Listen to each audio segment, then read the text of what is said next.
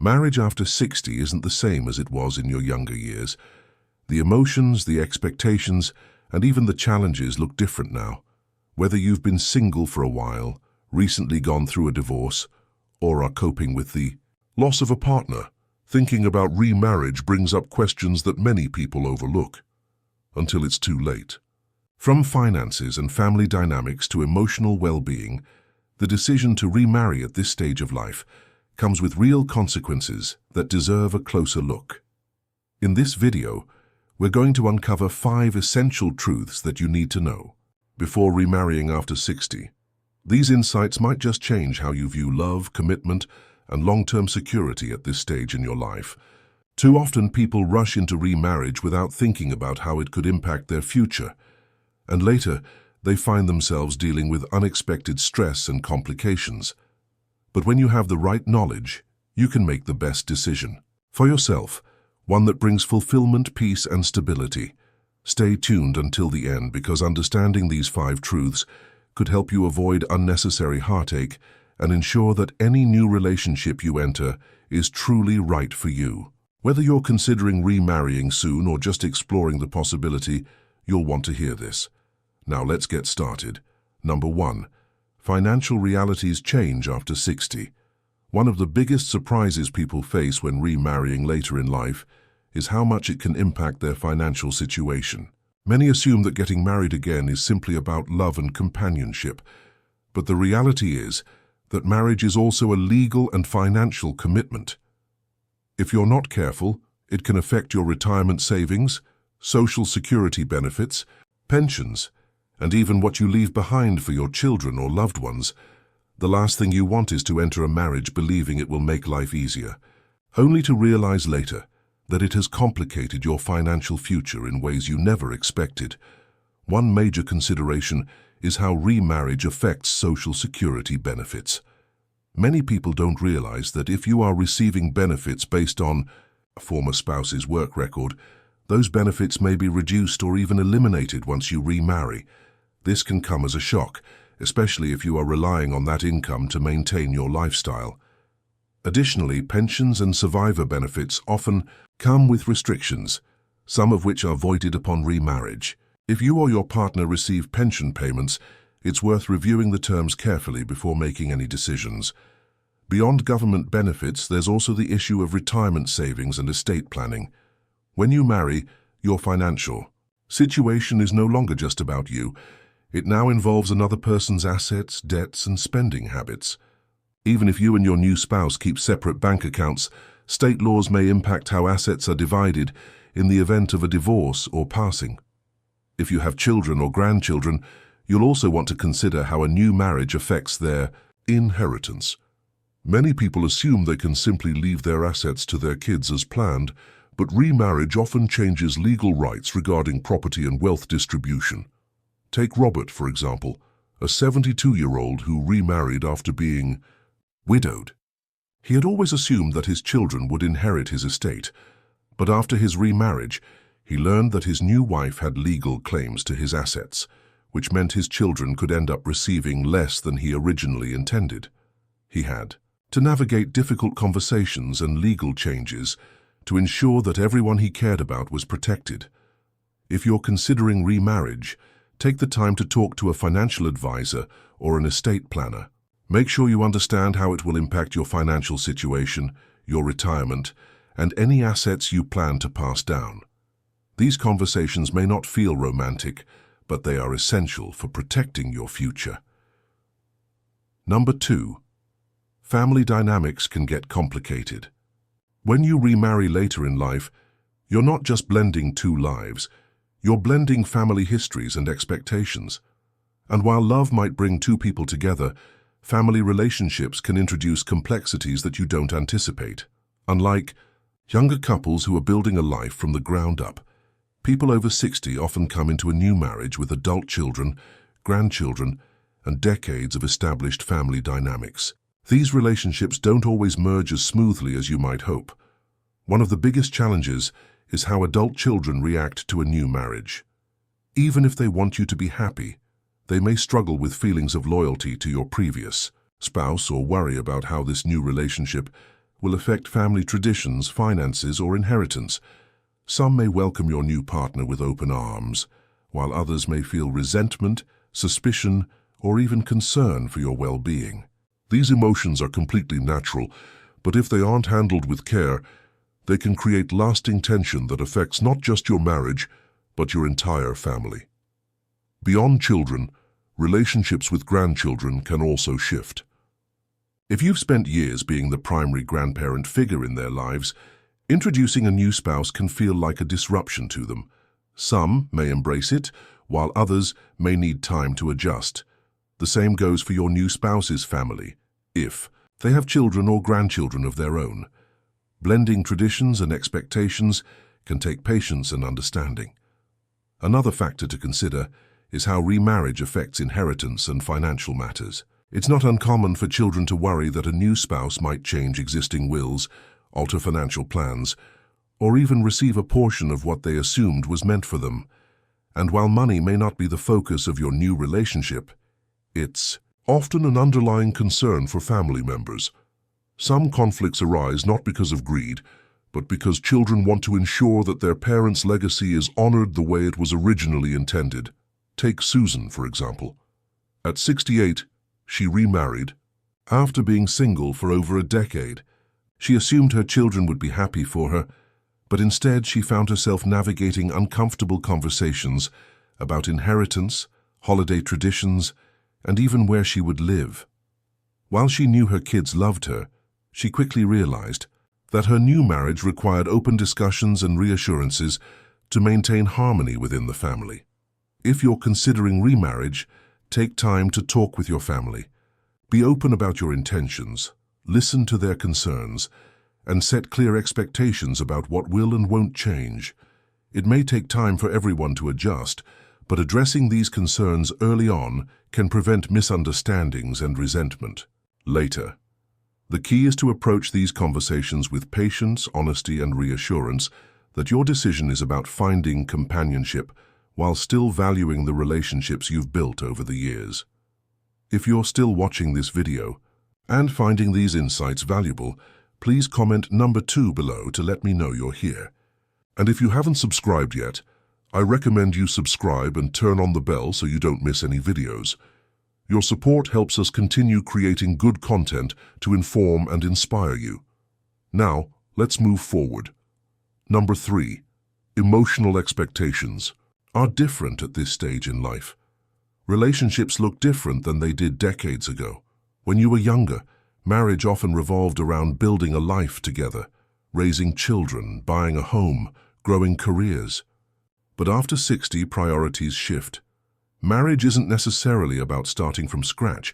It's about companionship, emotional support, and maintaining independence while sharing life with someone. This change in dynamic is something many people don't fully consider before remarrying, and it can lead to unexpected challenges.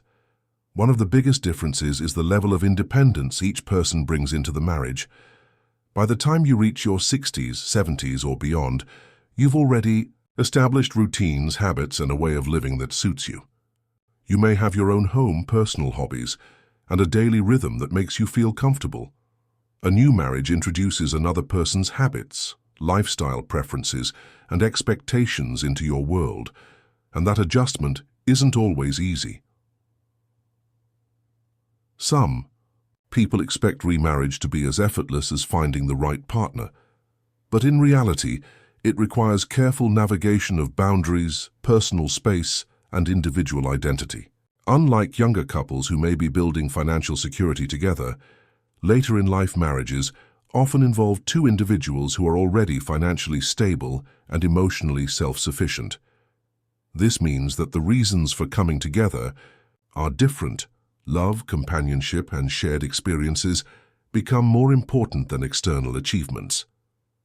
However, this also means that both partners need to be clear about their expectations, how much time they want to spend together, how they handle disagreements, and how they maintain personal independence while still nurturing the relationship. Another factor to consider is past emotional experiences. If you've lost a spouse or gone through a difficult divorce, Those memories and emotions don't simply disappear when you remarry. You and your new partner both bring decades of history with you, previous relationships, family connections, and deeply ingrained perspectives on love and commitment. This isn't a bad thing, but it does mean that being emotionally open, patient, and understanding is essential. The way you communicate, express affection, or handle disagreements may be shaped by past experiences, and learning how to navigate those differences is key to a successful second marriage. Take Harold, for example. At 75, he found love again after being widowed for several years. But what he didn't expect was how different this new relationship felt compared to his first marriage. His late wife had been his partner for decades, and the way they functioned as a couple was deeply ingrained in him. His new wife, meanwhile, had been divorced for many years and valued her independence in ways he hadn't encountered before. It took time for them to find their rhythm, to balance closeness with personal space, to communicate without comparing the past, and to fully embrace the unique dynamic of their marriage. If you're thinking about remarrying, ask yourself, what do you truly want out of this relationship? Are you looking for companionship without too much change in your daily routine? Do you want to share a home? Or would you prefer to maintain separate living spaces? Are you emotionally ready for the realities of blending too? Here's your formatted transcript, with punctuation added and timestamps removed, while keeping the original wording intact. Established lives. The answers to these questions can help ensure that your next marriage is built on mutual understanding, rather than unmet expectations. Number 4. Legal considerations matter more than you think. Marriage isn't just an emotional commitment, it's a legal contract. And when you remarry after 60, the legal aspects of that contract can be far more complex than they were in your younger years. Many people assume that love alone is enough to make a marriage work. But without understanding the legal implications, you might find yourself facing unexpected consequences down the road. From prenuptial agreements to medical decision-making rights, there are critical legal matters that should be addressed before you say I do. One of the first things to consider is how remarriage affects your estate planning. When you marry, your spouse may automatically gain certain legal rights to your assets, even if you intended to leave them to your children, grandchildren, or other loved ones. Without a clear plan in place, your estate could be divided in ways you never anticipated. This is why many people choose to update their wills or establish trusts before getting remarried, ensuring that their assets are distributed according to their wishes. Another important legal factor is medical decision-making. If you were to become ill or incapacitated, who would have the right to make medical choices on your behalf? In many cases, a spouse is automatically given priority over adult children or other family members. This can create tension, particularly if your new spouse and your children have different opinions on your care. Setting up advanced directives or a medical power of attorney can clarify your wishes and prevent potential conflicts before they arise. Prenuptial agreements are another tool that can provide clarity and protection for both partners. While some people hesitate to bring up a prenuptial agreement because they worry it might seem unromantic, the reality is that it can help prevent misunderstandings and ensure that both parties are entering the marriage with clear expectations. A well-structured prenuptial agreement can outline how assets, debts, and financial responsibilities will be handled, reducing the risk of disputes later on. Take Eleanor, for example. At 67, she fell in love and was excited about remarrying, but she also had significant assets that she wanted to leave to her children. She and her fiancé had an open conversation and decided to draft a prenuptial agreement that clearly defined their financial boundaries. This not only gave her peace of mind, but also reassured her children that their inheritance was secure. Legal matters aren't always comfortable to talk about, but they are necessary. If you're considering remarriage, it's wise to sit down with an attorney who specializes in estate planning and family law. Having these discussions early on can prevent confusion and stress later, allowing you to focus on what truly matters, building a fulfilling and secure relationship. If you're still watching this video and finding these insights valuable, please comment number 4 below to let me know you're here. And if you haven't subscribed yet, I recommend you subscribe and turn on the bell so you don't miss any videos. Your support helps us continue creating good content to inform and inspire you. Now let's move forward. Number 5. The definition of happiness changes with age. As we get older, our understanding of happiness shifts. In our younger years, marriage often symbolizes building a future, raising a family, establishing financial security, or creating a shared life from the ground up. But after 60, happiness is no longer about building. It's about maintaining, enjoying, and finding fulfillment in the life you've already created. This means that before you remarry, it's essential to ask yourself, does this relationship align with the kind of happiness you truly want at this stage of life? Many people assume that getting married again will automatically bring them joy. But the truth is, happiness in later years comes from different sources than it once did. For some, it's about companionship and sharing daily life with someone. For others, it's about maintaining independence while having a partner for special moments. And for some, it's about preserving their lifestyle and not having to compromise on long-standing routines and habits. The key is understanding what happiness looks like for you now, not what it meant 30 or 40 years ago. One of the biggest mistakes people make when remarrying after 60 is assuming that love alone will solve loneliness. While companionship is a beautiful thing, it's important to recognize that personal fulfillment comes from within. If you aren't happy on your own, a marriage won't necessarily change that. In fact, entering a marriage with the expectation that it will complete you can lead to disappointment, especially if the realities of sharing your life with someone feel more restrictive than you expected. Another thing to consider is lifestyle compatibility. At this stage in life, you likely have well-established routines, how you spend your mornings, how you like to travel, even how you manage your social life. If your new partner has a drastically different way of living, it could create friction rather than happiness. Some people are more spontaneous while others prefer structure. Some enjoy quiet evenings at home while others thrive in social settings. If you and your potential spouse aren't aligned in these ways, it's worth thinking about how much you're willing to adjust, or if those adjustments would ultimately make you happier. Take Frank, for example. At 72, he met someone wonderful and quickly remarried, believing that companionship would fill the void of his previous marriage. But as time went on, he realized that his new wife had very different expectations. She wanted to travel frequently, while he preferred staying close to home. She was highly social, while he cherished quiet time. While they cared for each other, they struggled to find common ground, and Frank often felt like he had lost some of the freedom and comfort he had valued in his single years. Before you remarry, take time to reflect on what truly makes you happy. Do you want a traditional marriage where you share everything? Or would you prefer companionship with personal space? Would you be happier living separately but maintaining a committed relationship? There is no right or wrong answer, only what feels right for you. The most important thing is to ensure that any decision you make supports your long-term happiness rather than disrupting the peace and fulfillment you've already built in your life. Final thoughts. As we wrap up this video, take a moment to reflect on what we've covered.